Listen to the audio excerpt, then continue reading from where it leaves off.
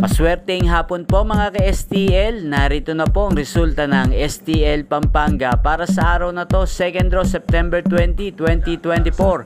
Araw ng Biyernes, naway ang mga natayaan nyo pong mga numero kanina ay manalo nawa ngayong hapong ito, 4 PM. Kaya kunin nyo na po ang inyong mga tickets, narito na po ang resulta.